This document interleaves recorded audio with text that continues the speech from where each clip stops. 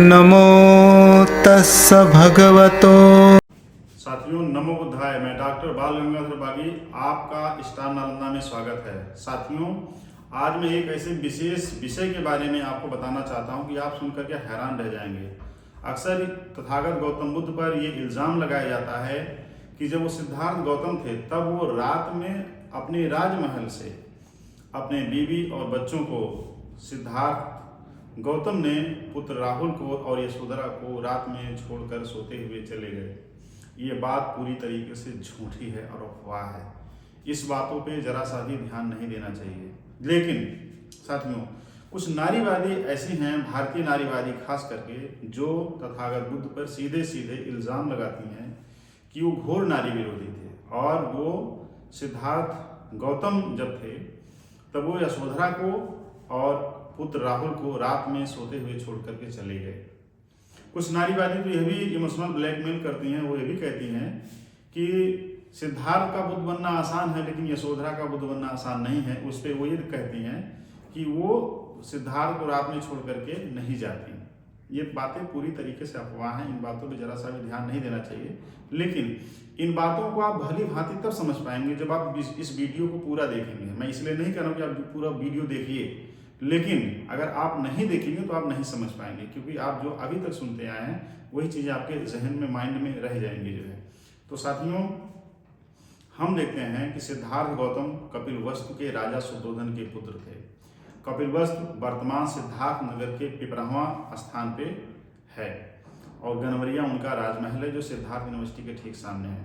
साथियों, सिद्धार्थ गौतम जब 20 साल के हुए तो शाक्यों के यहाँ ऐसा नियम था कि हर शाक्य को शाक्य संघ का मेंबर होना अनिवार्य था। अगर किसी शाक्य की उम्र जो है 20 साल है तो वो शाक्य संघ का मेंबर होगा ही होगा। तो जब सिद्धार्थ गौतम 20 वर्ष के हुए तो राजा शुद्धोधन ने इच्छा जताई कि हमारे पुत्र को संघ में शामिल किया जाए। तो जब वहाँ पे तमाम सभा लगी संस्थागार में। शाक्यों की जितनी भी सभाएं होती थी वो संस्थागार में होती थी और संस्थागार से ही संस्थागार शब्द निकला है, जो पूर्वी समाज के लोग अपने नाम में टाइटल इस्तेमाल करते हैं। वो एक्चुअली है संस्थागार, जो संस्थागार जो गोरखपुर, कुशीनगर इत्यादि के बेल्ट में आते हैं। तो संस्थागार जो था वो सभागार एक तरीके से था, कैबिनेट आप कह लीजिए। तो जब कैबिनेट बैठी तो वहाँ पे सिद्धार्थ गौतम का नाम लिया गया कि सिद्धार्थ गौतम राजा शुद्धोधन के पुत्र हैं, इनकी उम्र 20 वर्ष की हो चुकी है, इनको संघ में शामिल किया जाए।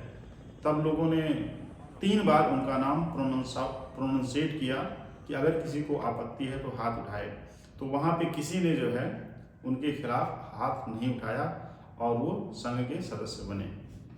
जब वो 20 वर्ष के थे तो संघ के सदस्य बने और 8 साल बीत गए संघ में, कोई दिक्कत नहीं संघ में आई। लेकिन अचानक एक ऐसी बड़ी घटना घटती है कि सिद्धार्थ गौतम के जीवन में एक बड़ा टर्निंग पॉइंट आता है और वहीं से उनका महाविनिष्क्रमण होता है। जिस बात का मैं जिक्र कर रहा था, चर्चा कर रहा था कि माता यशोधरा को छोड़ करके चले गए, आप यहीं पे आप पॉइंट आउट करके समझिए कि बात एक्चुअल में क्या थी जो है।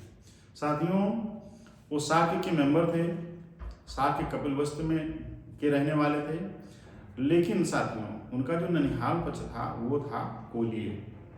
कोली वर्तमान के महाराजगंज हिमालय के तराई साइड में पड़ता है। कोली गणराज और शाक्य गणराज के बीच में एक नदी बहती थी जिस नदी का नाम था रोहिणी नदी। रोहिणी नदी ऐतिहासिक नदी तब बन गई जब वह विवाद का कारण बनी। साथियों, सिद्धार्थ गौतम जब 28 साल के हुए तो कोली और शाक्य आपस में लड़ गए। इसके पहले भी वो लड़ते आए थे, लेकिन इस बार उनमें घमासान युद्ध हुआ कि रोहिणी नदी का जो जल है उसको सबसे ज़्यादा कौन यूटिलाइज करेगा इरिगेशन के लिए, खेती की सिंचाई के लिए। अब ऐसे में शाक्यों की काफ़ी तरफ से लोग घायल हो गए और कोलियों की काफ़ी तरफ से लोग घायल हुए। यह बात शाक्य संघ में आई और सेनापति ने कहा कि कोलियों ने जो है शाक्यों को नुकसान पहुंचाया है, इसलिए हम युद्ध करेंगे। तब सिद्धार्थ गौतम अपनी जगह पे खड़े हुए और उन्होंने कहा कि नहीं, हमारे लोगों ने भी कोलियों पे हमला किया है, कोलियों के लोग भी घायल हुए हैं, इसलिए हम ये युद्ध नहीं करेंगे, इसमें हमारी भी गलती है।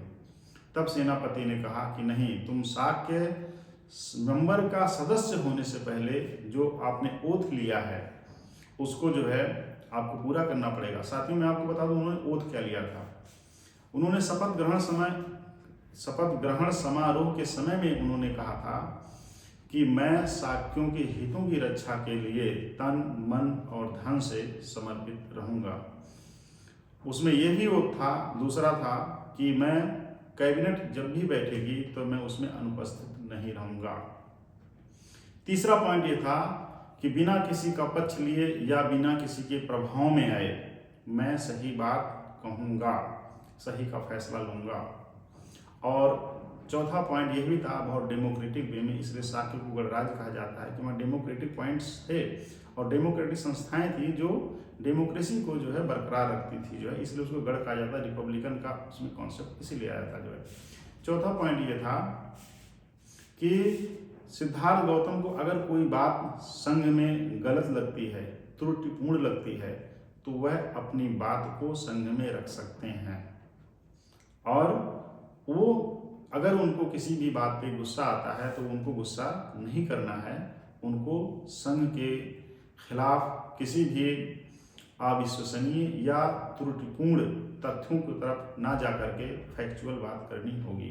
यह शाक्य गणराज्य के सदस्य होने की जो है ये मेंबरशिप का ओथ था, ये उसकी जो है प्रतिज्ञाएं थी। अब जब सिद्धार्थ गौतम ने कहा मैं युद्ध नहीं करूंगा, तब सेनापति खड़े हुए अपने स्थान पे और उन्होंने कहा कि अगर आप युद्ध नहीं करेंगे तो आपको इस देश को छोड़ करके जाना होगा। अगर आप इस देश को छोड़ के नहीं जाते हैं तो आपके जो पेरेंट्स हैं, माता पिता हैं, उनकी संपत्ति को जब्त कर लिया जाएगा। अगर संपत्ति नहीं जब्त की जाती है तो फांसी की सजा का भी प्रावधान है। ऐसे में सिद्धार्थ गौतम अपने स्थान पर खड़े हुए और उन्होंने कहा कि जो शाक्य गणराज्य है वो कौशल प्रांत के अंतर्गत आता है। कौशल राजा जो हैं, कौशल राजा प्रसन्नजित थे और ये कौशल जो प्रांत था जो है उसी के अंतर्गत शाक्य गणराज्य आता था।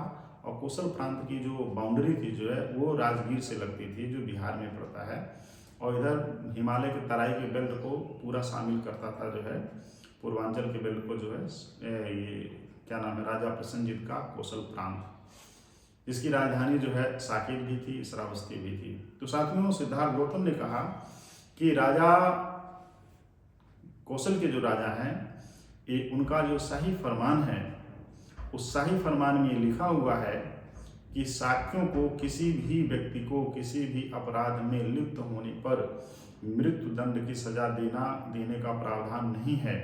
कोई भी शाक्य, कपिलवस्तु का कोई भी शाक्य किसी को भी मृत्यु दंड की सजा नहीं दे सकता है और किसी को अपने देश से निकाला नहीं कर सकता है। तो सिद्धार्थ गौतम की बात सुनकर के सेनापति हड़बड़ाया। तो सेनापति गुस्से में आकर के बोला कि नहीं, फिर भी अगर तुम इस देश को छोड़ करके नहीं जाओगे तो तुम्हारे माता पिता की संपत्ति हड़प ली जाएगी, ये हमारे अंतर्गत आता है, ये हमारा विशेषाधिकार है। तो सिद्धार्थ गौतम ने कहा कि मेरी गलती की जो सजा है वो किसी मेरे माता पिता को ना दिया जाए, क्योंकि मैं कोलियों से युद्ध नहीं करूंगा। अगर मैं कोलियों से युद्ध करता हूं तो कोलियों की जान माल का खतरा होगा। कोली के काफ़ी लोग मारे जाएंगे और शाक्य के काफ़ी लोग मारे जाएंगे, और शाक्य और कोली जो है आपस में सगे संबंधी हैं। ऐसे में हम अपने ही सगे संबंधियों का खून कत्लेआम नहीं कर सकते हैं। तो सिद्धार्थ गौतम का ये पॉइंट ऑफ व्यू था। सोचिए वो बुद्ध बनने से पहले कितने महाकारुणिक थे। इसलिए डॉक्टर B.R. अम्बेडकर बुद्धानि धम्मा में लिखते हैं how Bodhisattva become to Buddha, मतलब बोधिसत्व बुद्ध कैसे बने। तो बोधिसत्व के सारे गुण उनके सिद्धार्थ रहते हुए थे। वो ऐसा था जिसकी तलाश में उन्होंने अपने घर को छोड़ दिया था। तो साथियों जब राजा ने कहा कि आपको देश निकाला करना पड़ेगा, तो सिद्धार्थ गौतम ने कहा कि देखिए मेरे पिताजी माताजी की जो संपत्ति है, खेती बाड़ी है, उसको ना छीना जाए। मैं ही यह राज्य छोड़ करके चला जाता हूँ, यह बात जानते हुए कि कौशल प्रांत के विशेषाधिकार के अंतर्गत शाक्यों का यह अधिकार नहीं है कि किसी को इस देश से निकाल कर सकें, निर्वासित कर सकें। तो मैं ऐसा करता हूँ, आपका काम आसान कर देता हूँ, मैं परिव्राजक हो जाता हूँ, मैं प्रव्रजा ले लेता हूँ। इससे जो है राजा प्रसन्नजित आपसे नाराज भी नहीं होंगे, कौशल प्रांत का कोई भी आप पे दबाव नहीं आएगा। तो शाक्य गणराज्य में जो तमाम लोग थे उन्होंने कहा कि ये रास्ता सही हो सकता है और जो मेजोरिटी का वोट था वो सिद्धार्थ के खिलाफ हो गया। सिद्धार्थ के पक्ष में भी काफ़ी लोग थे, तो मेजोरिटी वोट ये कह रहा था कि हमें कोलियों से युद्ध करना चाहिए और इस बात का फैसला कर लेना चाहिए कि अब रोहिणी नदी का जल सबसे ज़्यादा कौन इस्तेमाल करेगा। लेकिन सिद्धार्थ गौतम ने कहा नहीं, मैं रोहिणी जल के इस्तेमाल करने के लिए मैं किसी की जान माल को नुकसान नहीं पहुंचा सकता। तो साथियों जो है दिलचस्प बात आप यहाँ पे देखिए जो है कि फिर आगे वो जो है कहते हैं कि मैं परिव्रजित हो जाता हूँ और परिव्रजा ले करके इस देश से खुद ही चले जाता हूँ। इस बात को लेकर संघ के काफ़ी लोग जो है इस बात से सहमत हुए। अगले दिन कैबिनेट फिर बैठाई गई, कैबिनेट में बातें हुई और इस बात का फैसला लिया गया कि सिद्धार्थ गौतम को कपिलवस्तु छोड़ करके जाना होगा। जब उन्होंने कपिलवस्तु छोड़ करके जाने का निर्णय लिया, इसी में एक शाक्य युवा जो था वो शाक्य सदस्यों के बीच से खड़ा हुआ और बोला कि अगर कौशल राजा को पता चल जाएगा कि सिद्धार्थ गौतम ने इसलिए कपिलवस्तु छोड़ दिया है कि उन्होंने कोलियों से युद्ध करने को मना कर दिया है, उन्होंने कोलियों के युद्ध होने के प्रस्ताव को नकार दिया है, तो कौशल राजा जो शाक्यों के बाकी जो अधिकार हैं उसको भी कम कर देंगे, उसको भी हड़प सकते हैं या कम कर सकते हैं। तो ऐसे में शाक्य दबाव में आ जाएंगे कौशल प्रांत के अंतर्गत। इसलिए ऐसा क्यों ना हो कि युद्ध को स्थगित कर दिया जाए कुछ समय के लिए और सिद्धार्थ गौतम प्रव्रजित हो जाएं, ताकि शाक्य गणराज्य की जो बातें हैं अंदर की ये कौशल प्रांत तक ना पहुंच सकें, क्योंकि कौशल प्रांत तक डायरेक्ट पहुंचेंगी तो हमारे लिए नुकसानदायक है। इस बात पे सहमति बनी और फिर सिद्धार्थ गौतम कैबिनेट से संस्थागार से अपने महल की तरफ आए और महल की तरफ जब आए तब उन्होंने राजा शुद्धोधन से उनकी मुलाकात हुई।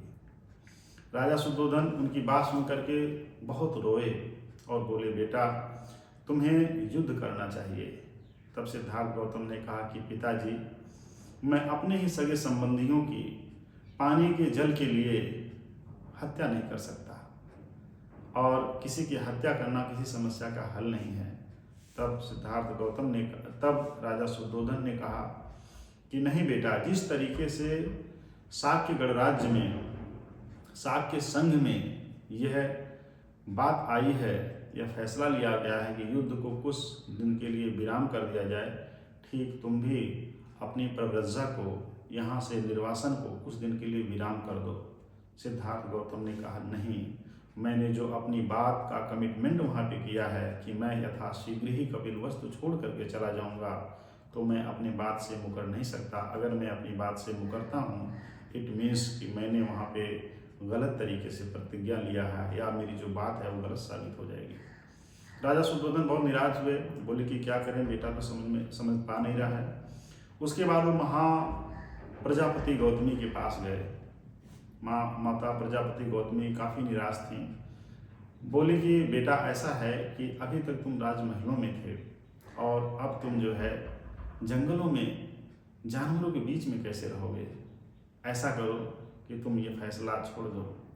सिद्धार्थ गौतम ने कहा नहीं माते, आपने जो मुझे जीवन में नियम सिखाए हैं, जो हमें योद्धा बनने की आपने रणकौशल कलाएं सिखाई हैं, बताई हैं, आपने मेरा हमेशा हौसला अफजाई किया है, तो माता जी मैं संग में जो बात कह दिया हूँ उससे मैं कैसे मुकर सकता हूँ। और फिर माता प्रजापति गौतमी कहती हैं कि सिद्धार्थ बेटा, अगर तुम्हें प्रव्रजित होना ही है तो तुम कौशल शाक्य गणराज्य छोड़ दो और कौशल प्रांत में चले जाओ और कौशल प्रांत में कौशल राजा की देख रेख में तुम रहना, तुम वहाँ पे सुरक्षित रहोगे और तुम्हारी प्रव्रजा भी हो जाएगी।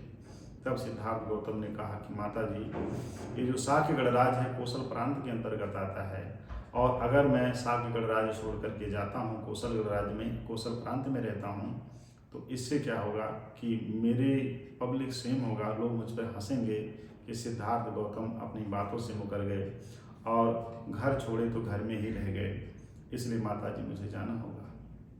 माता प्रजापति गौतमी काफ़ी मायूस थी। उसके बाद जो है उन्होंने कहा कि माता जी मुझे जाना होगा, आप मुझे जाने की आज्ञा दे दीजिए। माता प्रजापति गौतमी ने आज्ञा दे दिया, लेकिन माँ तो माँ होती है। माँ तो सिद्धार्थ गौतम की महामाया थी, लेकिन सिद्धार्थ गौतम जब छोटे ही थे तभी महामाया का देहांत हो गया, तो उनकी मौसी महामाया प्रजापति गौतमी ने सिद्धार्थ गौतम को पाला पोसा था। साथियों, दिलचस्प बात इसमें और आगे देखिए कि जब वो माता यशोधरा के पास जाते हैं, हम लोग चूँकि माँ इसलिए कहते हैं क्योंकि राहुल की माँ तो हमारी भी माँ है। सिद्धार्थ गौतम तथागत बुद्ध जब हुए, जगत कल्याण के जब हुए, तो उसमें माता यशोधरा का कितना बड़ा योगदान है। साथियों, इस दृष्टांत में आप सुनिए, जब वो माता यशोधरा के पास जाते हैं और कहते हैं, यशोधरा मैं कुछ कहना चाहता हूँ इसके पहले। साथियों, सिद्धार्थ का महाविनिष्क्रमण दुनिया का सबसे बड़ा महाविनिष्क्रमण है।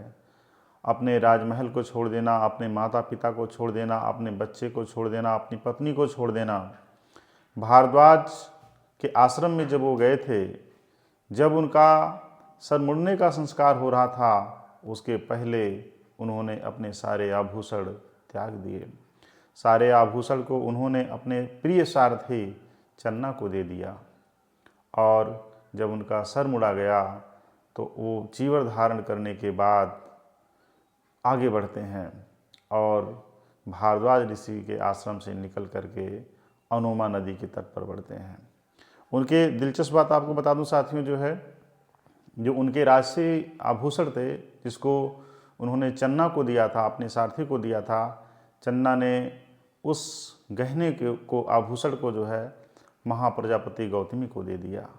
महाप्रजापति गौतमी और राजा शुद्धोधन जब भारद्वाज ऋषि के आश्रम से वापस आए कपिलवस्तु, तो माता प्रजापति गौतमी उस त्यागे हुए आभूषण को देख करके बहुत भावुक हो उठीं और उन्होंने उस आभूषणों को अपने पास ना रख करके कमलवत जलाशय में उसको उन्होंने जल को सुपुर्द कर दिया, जल में डाल दिया।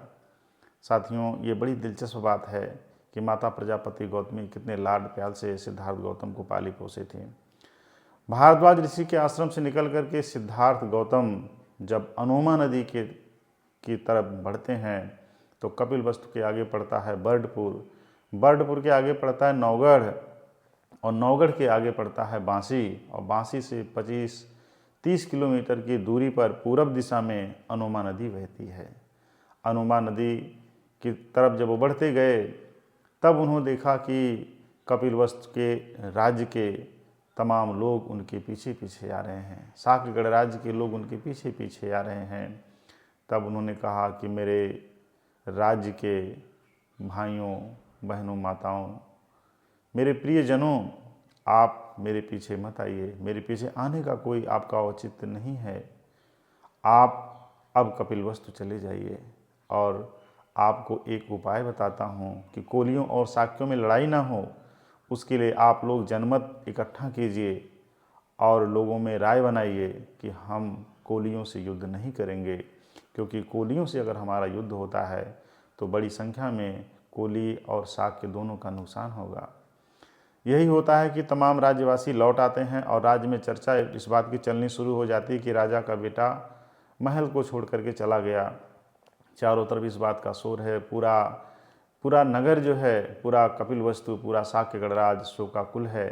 यह बात जब कोलियों को पता चली कि कोलियों का खून ना बहे, इसलिए शाक्यों के फैसले को सिद्धार्थ गौतम ने ठुकरा दिया है, सेनापति के फैसले को ठुकरा दिया है और उन्होंने महाअभिनिष्क्रमण का प्रव्रजित होने का फैसला लिया है। तब कोलियों का भी मन दया, करुणा, क्षमा, प्रेम, मैत्री से भर गया। उन्होंने कहा कि मैं भी युद्ध नहीं करूंगा। तो कोली भी युद्ध करने को तैयार नहीं हुए और शाक्य भी युद्ध करने को तैयार नहीं हुए और सेनापति जो बार बार युद्ध के लिए ललकार रहे थे और सिद्धार्थ गौतम को महाविनिष्क्रमण करने पर मजबूर कर दिया, उनका भी मन करुणा से कहीं न कहीं भरने लगा। पूरे राज्य का दबाव आ गया और दबाव इस बात का भी था कि जब ये कौशल के राजा को पता चलेगा तब क्या होगा इस कपिलवस्तु का, वो तमाम इसकी शक्तियों को कम कर देंगे। साथियों, दिलचस्प बात यह भी है कि जब अनुमा नदी के तट पर पहुँचे तमाम राज्यवासी वापस आने लगे, लेकिन उनका जो प्रिय सारथी था चन्ना और उनका प्रिय जो घोड़ा था जिसको कंथक कहते हैं, कंथक हिनहिनाने लगा, चन्ना रुआंसा हो गया। तब सिद्धार्थ गौतम ने कहा कि मेरे प्रियों, आपने मेरा बहुत साथ दिया है, आप कपिलवस्तु से लेकर के अनुमा नदी के तट तक हमारे साथ आए हैं, आपके साथ हमारा एक तरीके से बचपना गुजरा है, मैं आपको छोड़ते हुए मुझे अच्छा नहीं लग रहा है, बावजूद इसके जगत कल्याण के लिए मुझे कपिलवस्तु से जाना ही होगा। साथियों, चन्ना रोने लगा। चन्ना ज़िद्दी स्वभाव का भी था। सिद्धार्थ गौतम को बहुत चाहता था, उनसे प्रेम करता था। राजकुमार से उसका दिली लगाव था और वो आना नहीं चाह रहा था और वो बार बार निवेदन कर रहा था कि राजकुमार मुझे अपने साथ ले चलिए, आप जो है अकेले रहेंगे ये मुझे अच्छा नहीं लगेगा। उन्होंने कहा नहीं, मैं अपने माता पिता को, महल को, घर को, राज्य को, साम्राज्य को, सब कुछ छोड़ दिया हूँ। आपका मेरे साथ आना उचित नहीं है। मेरी प्रवृत्ति हुई है और देश निकाला, महाविनिष्क्रमण मेरा हुआ है, आपका नहीं। तो आप जाइए और राज्य को आगे बढ़ाने के लिए तन मन धन से सेवा कीजिए। चन्ना रोते बिलखते हुए अनुमा नदी के तट से कपिलवस्तु की तरफ आता है। उसको यहाँ पे पहुँचने में 8 दिन लग जाते हैं। उसका मन कितना रुआंसा रहता है। यंग नौजवान था, उसको आने में 8 दिन लग गए। साथियों, ये बड़ी दिलचस्प बात यह है कि सिद्धार्थ गौतम का फैसला अडिग था। उनका मन पूरे जगत के कल्याण के लिए व्याकुल था। अंदर ही अंदर वो व्याकुल थे कि संसार दुखमय है, दुख का कारण है, कारण के निवारण है और निवारण के तरीके हैं। 4 आर्य सत्य की उन्होंने खोज करने के लिए वो राजगीर की तरफ बढ़ने लगे। राजगीर की तरफ बढ़ने के बाद उन्होंने फिर जगह चुना उरुवेला ग्राम को, जिसको आज बोधिगया कहते हैं। वहाँ पे उन्होंने ध्यान साधना किया और जब धम्मचक्र प्रवर्तन किया तो ये सूत्रवाक्य कहा कि चरद भिक्खवे चारिकं बहुजन हिताय बहुजन सुखाय लोकानुकंपाय अथाय हिताय सुखाय देव मनुष्यानंग। साथियों, बुद्ध होना आसान नहीं है, सब कुछ त्याग देना आसान नहीं है। आज जहाँ समाज के लोग, सोसाइटी के लोग इकोनॉमी की तरफ भाग रहे हैं कि इकोनॉमी हमारे पास आएगी तब परिवर्तन करेंगे, बुद्ध ने इकोनॉमी को छोड़ करके इतना बड़े परिवर्तन को करके दिखा दिया। तो साथियों, जो नारीवादी इल्ज़ाम लगाते हैं कि सिद्धार्थ गौतम अपनी पत्नी यशोधरा और पुत्र राहुल को छोड़ करके चले गए, उनको ध्यान देने की ज़रूरत है कि पूरी कहानी, इतिहास क्या है। ये किताब है डॉक्टर B.R. अम्बेडकर की बुद्धा एंड धम्मा। उन तमाम नारीवादियों की बात पढ़नी चाहिए। एक मैथिली सरल गुप्त करके हिंदी के कवि हुए, जिन्होंने कहा कि माँ का एक कहानी, राजा था या रानी, तुम्हें हटी मानधन मेरे, सुनो फोन में बड़े सवेरे, तार भ्रमण करते थे तेरे, जहाँ सुरग मनमानी, हाँ माँ यही कहानी। और फिर वैसे यशोधरा के मुँह से कहलवाना चाहते हैं कि सखी वो मुझसे कहकर जाते, क्या अपनी पग बाधा ही पाते। तो सिद्धार्थ गौतम को बदनाम करने के लिए अपनी कविता में मैथिली शरण गुप्त लिखते हैं कि माता यशोधरा को बता के वो नहीं गए, जबकि इतिहास कुछ और कह रहा है और बुद्धा निधम्मा किताब कुछ और कह रही। साथियों, तो किस तरह से कवियों ने बौद्ध धर्म को बदनाम करने के लिए, बुद्धा के चरित्र को बदनाम करने के लिए कितनी भ्रांतिपूर्ण कविताएं लिखी। और फर्जी नारीवादियों ने भी लगातार इस बात को उठाती रही हैं कि सिद्धार्थ गौतम बुद्ध बन गए, यशोधरा नहीं बनी, यशोधरा को सोता हुआ छोड़ करके चले गए। उनको ये किताब जरूर पढ़नी चाहिए, क्योंकि थोथा चना बाजे घना ये ठीक नहीं लगता है। साथियों, इसके आप बता दूं कि बुद्ध नारीवादी कैसे हैं। बुद्ध से बड़ा नारीवादी इस धरती पे कोई नहीं हुआ, क्योंकि जब दुनिया में नारीवाद की कोई क्रांति की बात नहीं हो रही थी, उनकी समानता की बात नहीं हो रही थी, तब सिद्धार्थ गौतम बुद्ध जब बने तो उनके यहाँ बनारस की अड्डकाश की वेश्या, जिनके साथ एक रात रुकने की कीमत उस समय 2500 साल पहले 1000 रुपये थी, वो भगवान बुद्ध के यहाँ दीक्षित होती हैं और प्रकांड विद्वान अरहत भिक्षुणी बनती हैं। उनके संग में जो है वैशाली की अम्बपाली, जिसको आम्रपाली कहा जाता है, वैशाली की नगर वधू थी। वो सिद्धार्थ गौतम जब भगवान बुद्ध बने उनकी शरण में गई और शरण में जाने के बाद अरहत्व को उन्होंने प्राप्त किया। खुद्दक निकाय त्रिपिटक का एक प्रमुख ग्रंथ है, जिसके हिस्से में आता है थेरी गाथा। थेरी गाथा में कुल 72 भिक्षुणियों की चर्चा मिलती है और 72 भिक्षुणियाँ विद्वान भिक्षुणियाँ, जिसमें किसा गौतमी भी हैं, जिसमें महाप्रजापति गौतमी भी हैं, जिसमें यशोधरा का भी नाम आता है, जिसमें आम्रपाली भी हैं, बनारस की अड्डकाशी हैं, जिसमें पटाचारा का नाम आता है, जिसमें उप्पल वर्णा का नाम आता है। ऐसे बहुत सारी लोग हैं भिक्षुणियाँ जो अरहत को प्राप्त करती हैं। और जो लोग ये कहते हैं सिद्धार्थ गौतम कपिलवस्तु छोड़ करके गए, तो साथियों उनको ये भी बता दूँ, सिद्धार्थ गौतम अगर कपिलवस्तु छोड़ करके गए होते तो कपिलवस्तु में कभी नहीं आते। जब वो सम्यक संबोधि को प्राप्त किए कुशीनगर, ये उरुवेला में, जिसको आज बोधिगया कहा जाता है, और फिर वो धम्मोपदेश धम्मचक्र प्रवर्तन करने के बाद कपिलवस्तु की तरफ बढ़ते हैं और कपिलवस्तु में बड़ी संख्या में आपको स्तूप विहार मिलेंगे, बुद्धिज्म के पुराने अवशेष मिलेंगे। कपिलवस्तु के एरिया में बहुत सालों हो रहे जो है, और यहाँ जो कपिलवस्तु है शाक्य गणराज्य जो है ये कौशल प्रांत के अंतर्गत आता है, जहाँ पे वो 25 वर्षावास किए, जिसको आज हम श्रावस्ती कहते हैं। वहाँ निग्रोधराम विहार है जिसको अनाथ पिंडक ने बनवाया था। तो साथियों ये बात समझने की ज़रूरत है कि निग्रोधराम विहार कौशल प्रांत में आता है, श्रावस्ती में आता है, और श्रावस्ती से सटा हुआ आपका कपिलवस्तु है। और उनकी माताएं और उनकी पत्नी पुत्र राहुल तक उनके धम्म में दीक्षित होकर के उनके शिष्य शिष्याएं बन गई, और कपिलवस्तु के तमाम वासी उपाली उनके शिष्य बन गए। कपिलवस्तु के बहुत सारे ऐसे लोग हैं जो भिक्षु बन गए, जो है अरहत को प्राप्त किए। विनय पिटक के जो विनयधर थे, बड़े विद्वान उपाली ही हैं जो कपिलवस्तु के रहने वाले थे। तो थेरी गाथा और थेर गाथाओं में आपको मिलेगा कि कपिलवस्तु की बड़ी संख्या में स्त्री और पुरुष बौद्ध धर्म में दीक्षित हैं।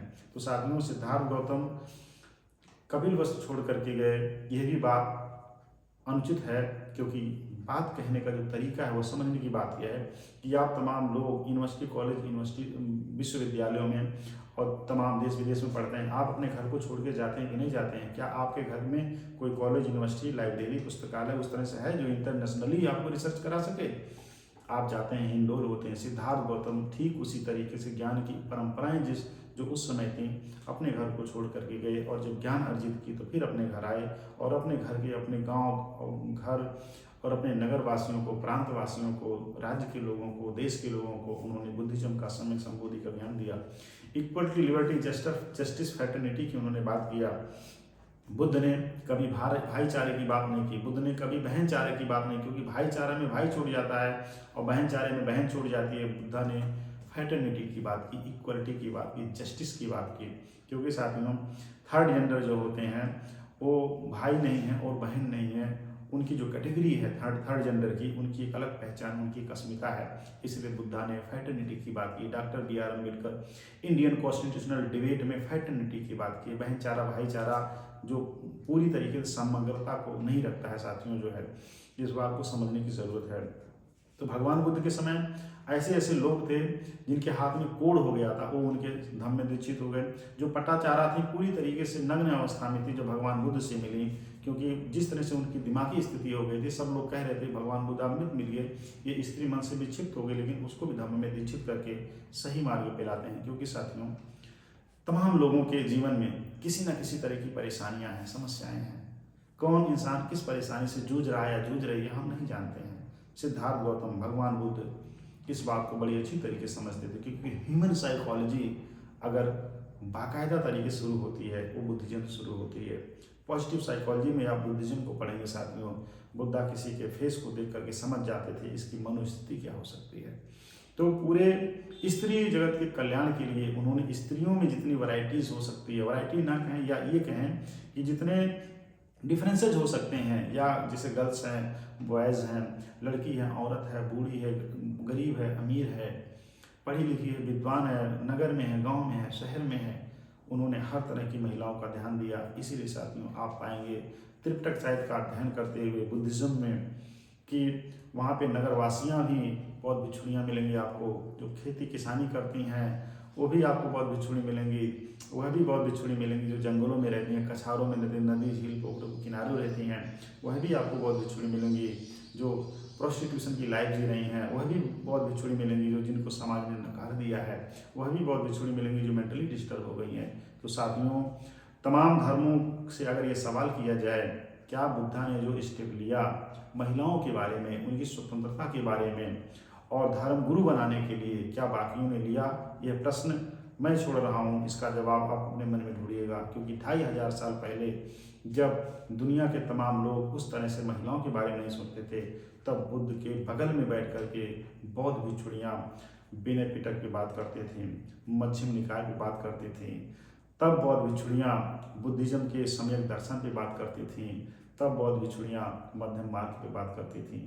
तो बौद्ध भिक्षुणियाँ लगातार तथागत बुद्ध से डिबेट करती थीं, उसको देशना कहा जाता है। भगवान बुद्ध उपदेश देते थे, ये उपदेश शब्द सही नहीं है, क्योंकि भगवान बुद्ध देशना देते थे, जिसको आज हम डिस्कशन कहते हैं। वो बिना दूसरे की बात सुने अपनी बात नहीं कहते थे, यह उनकी प्रियोरिटी थी जो है। और दूसरे को समझा समझा के कहते थे। और जब किसी को कोई बात समझा के कही जाए तो उपदेश नहीं होता, वो देशनाएँ होती हैं, वो डिस्कशन होता है। ये बुद्ध की खूबसूरती थी, क्योंकि बुद्ध ने कभी भी किसी के नियम शर्तों को नहीं लागू किया कि तुम मेरी बात मान लो क्योंकि मैं कह रहा हूँ। उन्होंने कहा नहीं, जो सच है उसको मानो, चाहे कोई भी कहे। तो ये बुद्धिज्म की ब्यूटी थी। तो पूरी दुनिया के जो नारीवादी संविधान के आधार पर नारीवाद की बात करती हैं, पूरी दुनिया के जो पॉलिटिकल फिलोसफर हैं, जो साइकोलॉजिस्ट हैं, पूरी दुनिया के जो दर्शन शास्त्री हैं, उन्होंने बुद्धिज्म को पढ़ा, उन्होंने बुद्धा को पढ़ा। इसलिए कॉन्स्टिट्यूशनल डिबेट आप जब पढ़ेंगे, कॉन्स्टिट्यूशनल मोरालिटी और जब जस्टिस की फिलोसफी की आप जब आप पढ़ेंगे, तब आप देखेंगे कि चाहे वो हेगल हों जिन्होंने philosophy of history of philosophy लिखा, चाहे वो रूसो हों जिन्होंने नेचर ऑफ स्टेट की बात किया, चाहे वो प्लेटो हों जिन्होंने रिपब्लिक की बात किया। रिपब्लिक तो यहाँ पे शाक्य गणराज्य था। तो साथियों, जितने भी बड़े विद्वान हैं जिनके यहाँ कॉन्स्टिट्यूशनल आर्गूमेंट्स आ रहे हैं, नेचर और स्टेट की बात हो रही है, रिलेशन बिटवीन स्टेट और सेंटर एंड स्टेट, तो यहाँ कौशल प्रांत और शाक्य गणराज्य के बिटवीन रिलेशंस की बात हो रही है। जो कॉन्स्टिट्यूशन में हमारे आज है वो 2500 साल पहले उस समय था। तो भगवान बुद्ध के जो दर्शन हैं वो कॉन्स्टिट्यूशनलिज्म की भी बात करते हैं और स्पिरिचुअल नेशनलिज्म की भी बात करते हैं। भगवान बुद्ध ने वहाँ की थियरी को अडॉप्ट करके पूरी दुनिया में मानवता कल्याण की बात किया और विश्व बंधुत्व की बात किया। इसलिए बुद्धिज्म को सनातन भी कहा गया। जब आप धम्मपद पढ़ेंगे तो धम्मपद में जो है यमक वर्ग में जो है एक श्लोक आता है जिसको कहते हैं कि ना ही वेरेन वेरानी सम्मति कुदाचनम अवेरेनी चा सम्मति इस धर्मो सनातनो। वैर से वैर शांत नहीं होता है, अवैर से ही वैर शांत होता है। यही सनातन धर्म है, क्योंकि सिद्धार्थ गौतम के रूप में उन्होंने कोलियों से युद्ध न लड़ करके सबके कल्याण की बात करके अपने राज्य को छोड़ करके चले जाना, यही बताते हैं कि युद्ध किसी समस्या का हल नहीं है। और वही धम्मपद में थ्योरी आकर के बनती है जिसको दुनिया के तमाम विद्वान, तमाम कवि, तमाम साहित्यकार कहते हैं। तो साथियों, बुद्धिज्म के बारे में जो भी नारीवादी ऐसे प्रश्न करते हैं, मुझे लगता है कि उनको ये किताब बुद्धा एंड हिज धम्मा पढ़ना चाहिए बहुत अच्छे तरीके से। बुद्ध कितने बड़े नारीवादी थे, दुनिया के पहले नारीवादी थे, ये बात उनको समझ में आ जाएगी। थैंक यू वेरी मच साथियों। अगली वीडियो में हम फिर मिलेंगे। स्टार नालंदा चैनल को लाइक और सब्सक्राइब कीजिए। इसी तरह से महत्वपूर्ण जानकारियों, प्रमाणित जानकारियाँ हम आपके बीच में लाते रहेंगे, क्योंकि इतिहास को समझने के लिए ऐतिहासिक साक्ष्यों की बड़ी ज़रूरत पड़ती है साथियों। और बिना ऐतिहासिक साक्ष्य को समझे कोई हिस्टोरिकल लैंडमार्क नहीं खींचना चाहिए। इसलिए तमाम भावनात्मक रूप से बहने वाले लोगों से मेरा यह भी अपील है कि वह बुद्धिज्म पे कोई भी इल्ज़ाम लगाने से पहले बुद्धिज्म को एक बार ज़रूर पढ़ें, उनके धर्म ग्रंथों का अध्ययन जरूर करें। थैंक यू वेरी मच साथियों। जो है इसी तरह से आप हमारे बीच में बने रहिए। नेक्स्ट वीडियो में हम एक महत्वपूर्ण बिंदु को लेकर के आएंगे। तब तक के लिए बाय बाय।